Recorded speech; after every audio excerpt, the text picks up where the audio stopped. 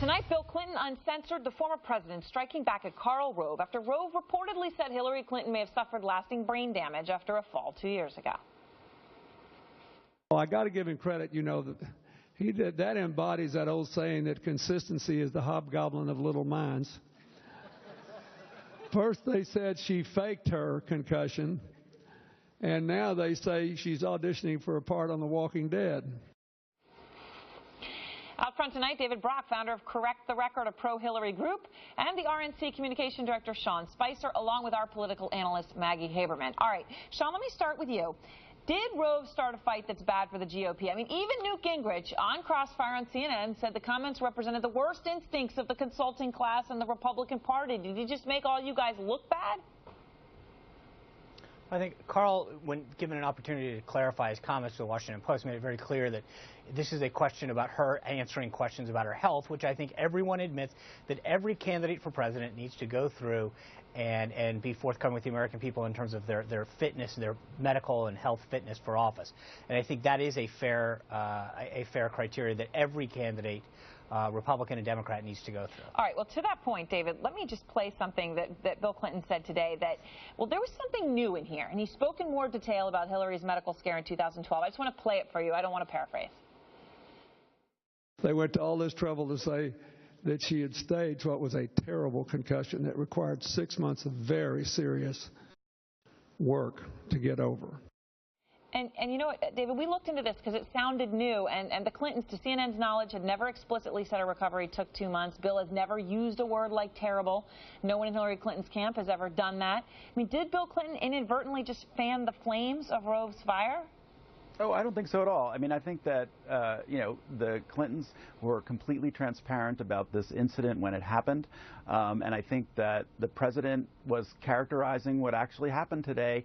To his wife, and the fact is she got back on her feet. She was like a trooper. She got back to work. But if we're going to debate how long it takes for recovery from a concussion, we've just been through 48 hours of the Republicans trying to blatantly and despicably politicize this and play this game of gotcha. They did seem to be more downplaying at the time. I mean, to your point, I mean, they didn't try to say it wasn't serious, but they didn't use words like terrible and serious work to get over. It was more like she's going to be out testifying within a month. I mean, this is a more dramatic description than we'd heard.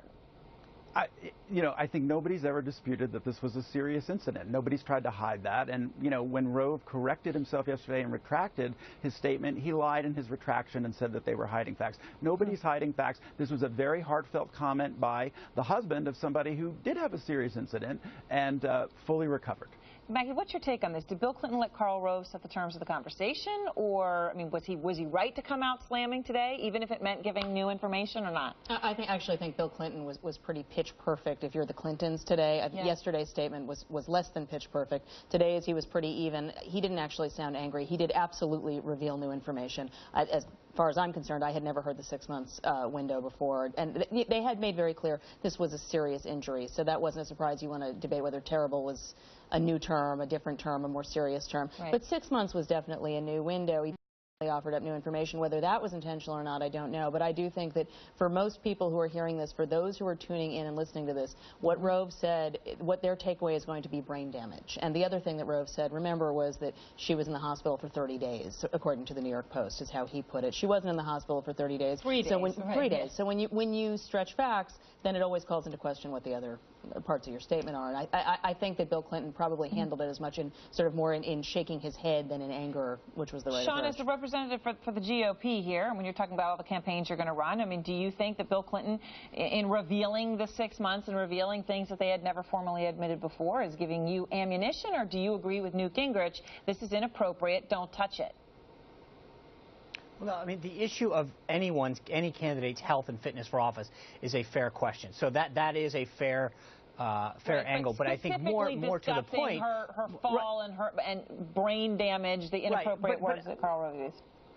Well, look, I will tell you that's what I was going to get to. I think that at the end of the day, what we are going to run against every Democratic candidate, whether it's Secretary Clinton or any other Democrat, is frankly go after their record and their issues. And I think when it comes to Secretary Clinton, her tenure as Secretary of State is something that we would rather spend our time. Her tenure as Secretary and as First Lady pushing universal health care. Those are all issues that I think we would rather be focused on, especially when it comes to issues like Benghazi, Syria, hold on right Russia. there. I want to failed record there. You mentioned Benghazi, and Bill Clinton actually also talked about that. He defended his wife. I wanted to play that very quickly. Here it is. Chris Stevens was the most popular foreigner in Libya, and he knew as much about it as anybody and made the decision that he would go. David, is that a strange way of sort of blaming Chris Stevens for what happened? Oh, no, I don't think so at all. I think that the president was correcting the record out there today on Benghazi, and I think that's welcome because so much misinformation about it coming from the Republicans. The truth of this is, and I think President Clinton conveyed this, was that most people look at Benghazi and see a tragedy. Unfortunately, the Republicans look at it and see political opportunity. It's a way of ginning up their base in the midterm. That's because you guys have politicized this since day one. And also raising money off for dead Americans, as the Republican National Committee did. Quickly, Sean. I think that's disgusting. Look. Okay, if you want to get down to disgusting, I mean, the fact of the matter is 4 Americans did die in that tragedy, and since that day, the Democrats have done everything to say, don't look here, and as we've gone through and probed more and more of that, in fact, just this week, it took a court order to realize that there was more information out there. The Democrats in this White House have been telling us over and over again, there's nothing more to see here. They want to talk about everything being political, and yet they were the one that politicized this from day one, continue to keep information from the American people. Did you ever hear the name Mitt Romney? That's the bigger travesty. Mitt Romney was the one who, on day one, as it was even happening, politicized this tragedy. All I have to say about Benghazi is what's sad is it's become like abortion, right? Nobody even listens anymore. And there were 4 dead Americans, and no one has been held accountable. And it has become a thing where if you, whatever side you take, you're just a polemicist. It's pretty sad. Maggie, Bill Clinton, though, on the offense, he did this in 2008, didn't work out so well when he came out, caused a lot of backlash. Is this going to be the model of what we see with Bill Clinton today? And if so, is it good? Is it going to help Hillary? I think today was different than 2008. In 2008, when he was on offense against now President Obama, it was very aggressive and it was angry. To me, the issue today was his tone. His tone when he was talking about Karl Rove, anyway, was not anger. He was talking sort of more in head shaking. Oh, there's Karl being Karl, which you heard a lot of Democrats saying over the last 24 hours. That's the approach that he was taking. That, I think, is what they are going. And I think what they're going for. Remember, she is always very well perceived by Democrats when she is perceived as being attacked. All right. Thanks to all 3 of you. We appreciate it. And